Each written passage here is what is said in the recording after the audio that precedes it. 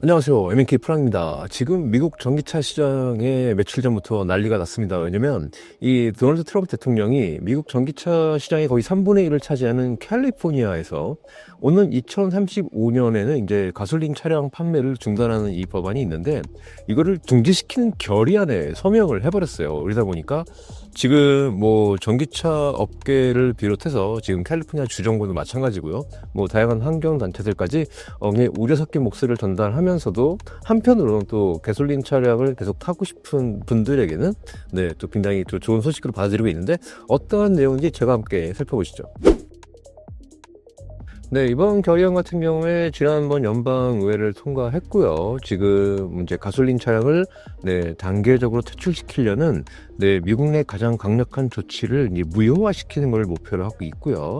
그리고 트럼프는 이와 함께 일부 차량의 배기가스 기준과 트럭의 질소산업 오염 규제를 무력화하는 조치에도 지금 설명을 한 걸로 알려져 있습니다. 트럼프 대통령은 과거 1기 행정부에서도요, 캘리포니아의 뭐 이런 다양한 환경 관련된 어떤 이런 것들을 무력화시키는 조치를 단독으로 수행했었고요. 다시 조 바이든 대통령, 전 대통령 또에 들어오면서 다시 이런 것들이 또 부활하게 됐는데, 이번에 다시 뭐 트럼프 대통령이 집권하면서 또 한 번 캘리포니아의 이런 부분에 대해서 규제를 내렸다는 것 때문에 지금 캘리포니아의 민주당과 공화당 사이에 또 적지 않은 또 이런 갈등의 기류가 또 보이고 또 있습니다. 어쨌든 트럼프 대통령이 서명한 이번 세 가지 결의안 내용 살펴보면요. 2035년부터 가솔린 신차 판매 금지하는 것을 막을 수 있게 됐고요. 그리고 중형 및 대형 디젤 차량 판매 중단 역시 막을 수 있게 됐습니다. 그리고 트럭 배출가스 기준 강화 등의 캘리포니아 여러 환경 관련된 정책들이 이제 무효화가 됐기 때문에 캘리포니아는 이제 트럼프 대통령이 백악관에 설명을 할 때 이제 바로 이제 이에 대응하는 이를 무효화시킨다 소송을 제정했다고 하는데요. 캘리포니아 법무장관 록 본타 같은 경우에 굉장히 강력하게 비난을 했고요. 환경 관련된 부분이기 때문에 이 소송에는 지금 민주당 소송 법무장관을 둔 10개의 주가 함께 참여한 것으로 알려져 있습니다. 근데 왜 캘리포니아냐? 역시 제가 앞서 얘기했지. 미국의 지금 거의 3분의 1 정도의 시장을 캘리포니아가 가지고 있는데요. 캘리포니아에 지난해만 44만 대의 전기차가 팔렸고요. 미국 전체로 보면 약 130만 대에서 150만 대 정도 하는데 이 중에 44만 대 정도가 캘리포니아에 판매된 전기차가 판매됐습니다.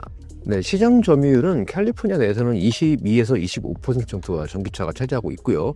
미국 전체적으로 보게 되면 전체 신차의 약 10% 정도를 전기차가 차지하는 걸로 나와 있고요. 어쨌든 미국의 전체적인 전기차 흐름을 이끌고 가면서 실제 판매까지 유지되고 있는 부분이 바로 캘리포니아이기 때문에 이번 캘리포니아가 2035년에는 정말 이 가솔린 차량 신규 등록을 중단하고 이제 전기차만 팔아야 된다는 이게 약간 무효화되면서 지금 캘리포니아의 전기차를 계속 팔려는 업체와 또 가솔린차도 계속 팔려는 이 제조사들 간에 이 적지 않은 신경전이 좀 펼쳐질 것으로 예상을 해볼 수 있겠습니다.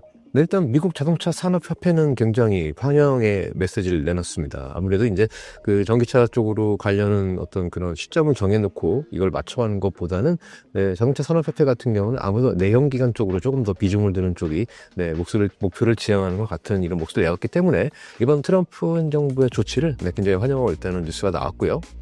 그럼에도 다양한 제조사들은 역시 계속해서 전기차 전략은 펼쳐나갈 것 같습니다. 하지만 미국 내에 굉장히 많은 전기차 생산 시설을 투자한 회사 같은 경우에는 이 트럼프 행정부가 이런 기조를 유지하면 앞으로 3년 정도까지는 아마 전기차 시장 자체가 굉장히 위축되고 또 가솔린 신차가 판매 중지되는 거에 대한 어떤 기대를 좀 저버릴 수 있었기 때문에 아마 계속해서 자동차 회사들도 내연기관 모델을 내놓을 걸로 예상이 되고요. 반면 전기차 업체 같은 경우에는 이제 조금 더 구매하기 쉬운 전기차로 좀 전환할 것 같아요. 한 $30,000 정도에 한 250만 정도 전기차로 전환될 것 같고, 지금 럭셔리 브랜드 제외하고 굉장히 비싸게 파는 전기차들 있죠. 뭐 $60,000 이상.